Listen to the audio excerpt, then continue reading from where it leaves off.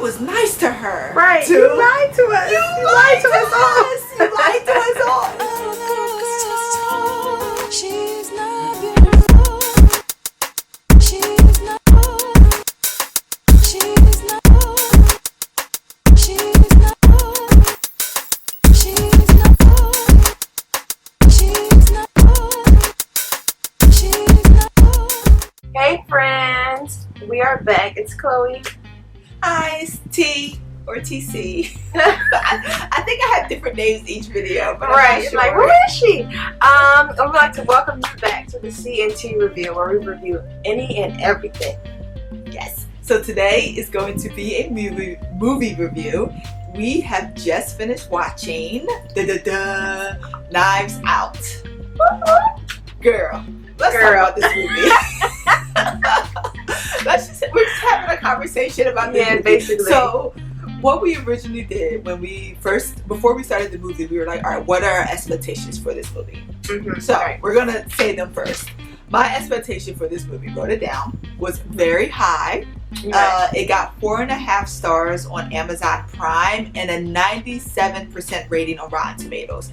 Now, y'all know that's high. That's a lot. Rotten Tomatoes don't be like it. Don't care about nobody and nothing. So they're like everything is everybody zero. bad scores. 97%. Wow. So Right. I was like, I went into this movie like, all right, this should be, or hopefully should be, a very good movie. I was excited for an original storyline because in a world full of remakes, I was excited for something a little different and something unique. And then I was also excited for Chris Evans. Because who wouldn't be excited for Chris Evans? Right. He's hot. Hey, Chris. See your priorities. So my initial expectations were kind of similar. I thought it was going to be good because I think somebody in my family saw it and they were like, it was so great. Also, I was looking forward to seeing Chris Evans.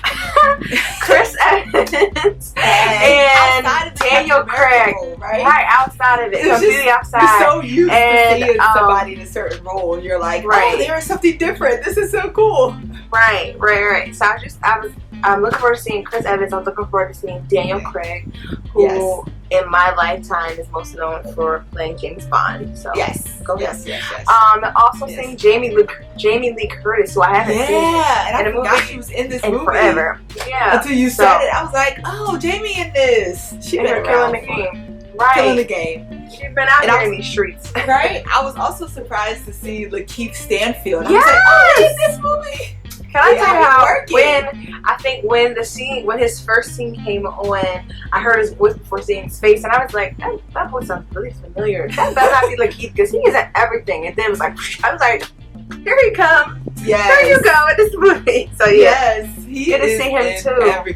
He's so popping now. Like he he's in is. everything now. But Loki has been sneakily in a lot of stuff. But everybody, I think, at least for me, I didn't see a lot of those things. But then I saw him in the photograph, and then I started backtracking. I'm like, yo, he really is in a lot of movies. Like he is. He out here. He out here grinding. And he's working. So. Yes, he is. Yes, he is. So that was our initial. Yes. So we started this movie, and we definitely had to stop a few times because we were like, oh my goodness, what is happening?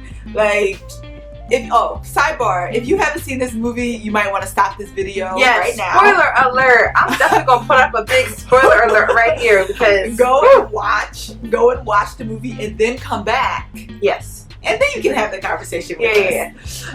All right, now back to our regularly scheduled program. Right. So when we watched this movie, I know for me, I was just like, oh my goodness, I was like, oh, they all killed them because they was all just giving little breadcrumbs. And I was like, they was all in on this man's death.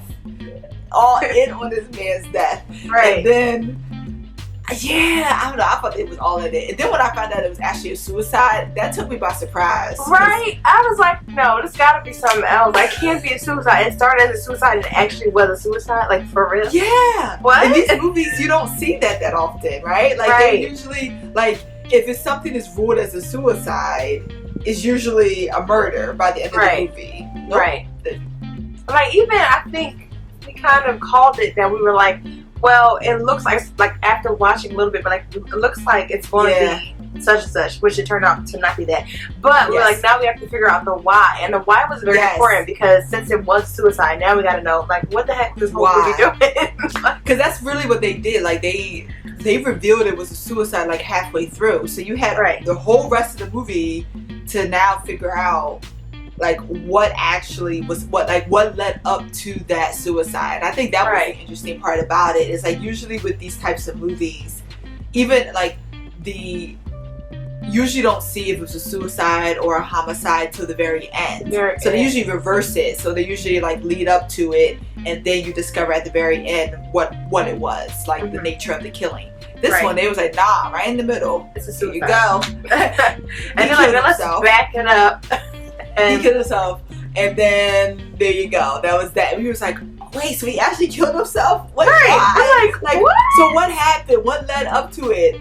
I think we stopped at that moment. We're both like, what? I think I actually said that out loud. Like, yes. What is happening? I was like, what was happening?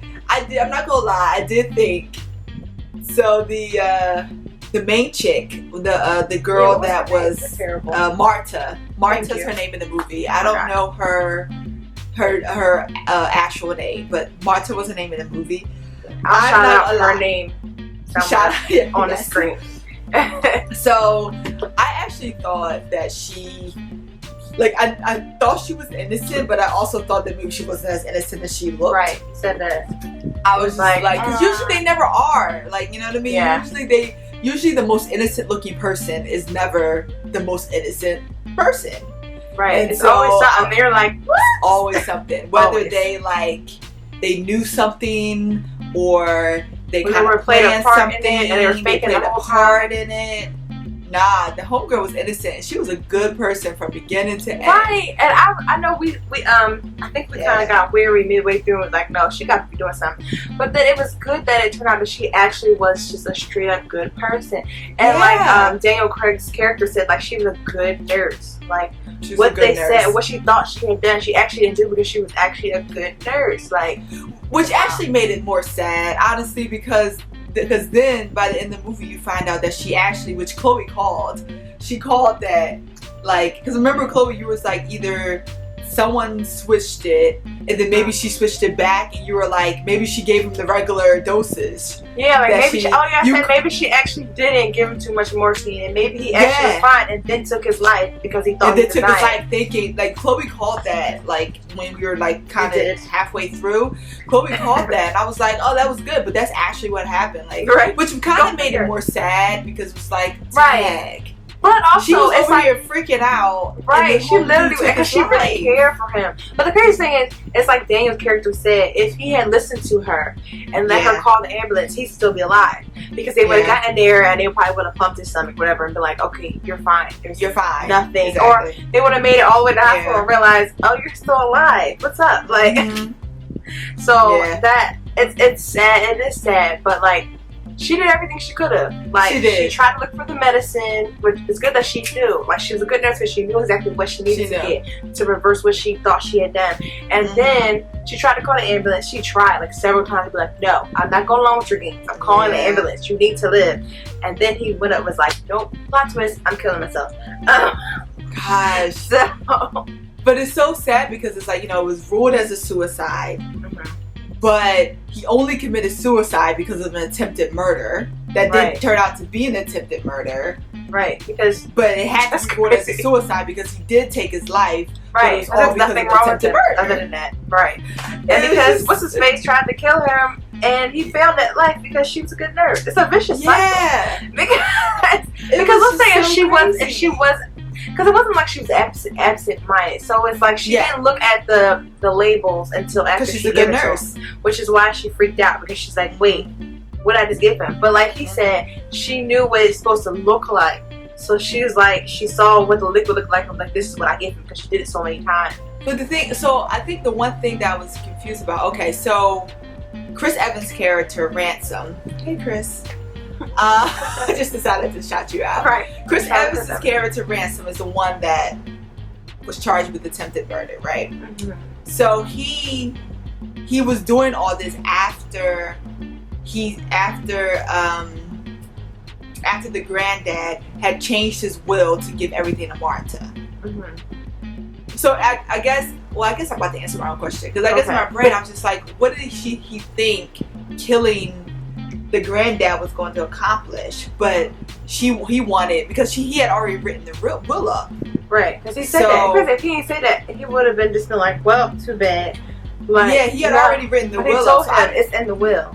So I guess I was like, what killing him was going to have to accomplish? But I guess they did answer that. They did say he decided to go through with that because he wanted either to frame Marta for the death. Right, he wanted to make her have to kill him, which would make his will now null and void because of some kind of a clause. I forget, the Slayer something. The Slayer they rules. mentioned it. Yeah. So if she had actually killed him, then all that would be slashed and everybody gets their inheritance. So that was his plan. So she would have wanted to frame Marta, or have her denounce.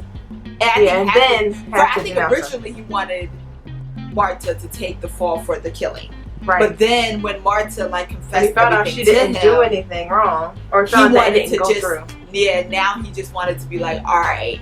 He had to come up with a whole new plan, and I think the new plan was just to get her to denounce the inheritance. Yeah, when she was so close. And she was so close to hadn't looked at the toxicology report, it would be all over. But that's the wild thing, because shout out to Fran, who gave her life for the truth. Yes. She rests. But shout out to her because she had made extra copies. That's what you gotta do out in the streets. Make extra copies. You gotta be smart. Because she had the one she sent to What's His Face, and then of course the original was where it was supposed to be, and then she had the one stashed away. Shout out to Fran, because and even though she was the one, her whole realization and whole oh my god, Fran got blah blah blah blah, that was not even, that was sort of near the end when it could have been oh no, it kind of left room for us to still be something's not right, because you had mentioned, you were like, no, it's too soon. We were looking at the time it's too early for this to be over. So the movie was 2 hours long, 2 hours and 10 minutes long or so. So they discovered Fran, or Fran was discovered as the one that said, the one that was trying to blackmail, I guess, Marta. That was discovered at maybe an hour, 35 minutes. So in my brain, I've seen enough movies to know that, I love movies to the point where I know, okay, I can tell when the movie's about to end or not. And I was like, there's too much time left. Something, and plus also in my brain, because Fran was such a behind-the-scenes character, I was like, that's underwhelming. If Fran is the one that was blackmailing her, I was mad.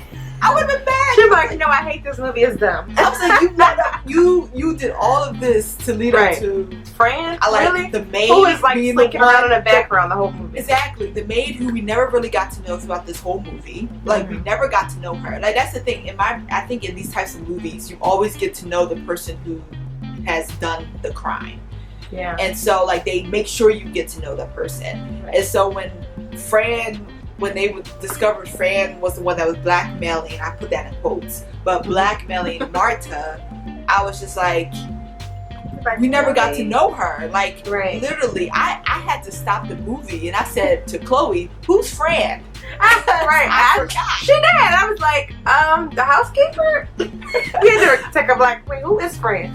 I low-key forgot who Fran was. She did. So I was just there's no way that she could have been the one that put this whole thing in motion, or was black, or whatever. But her blackmail still didn't tell us anything.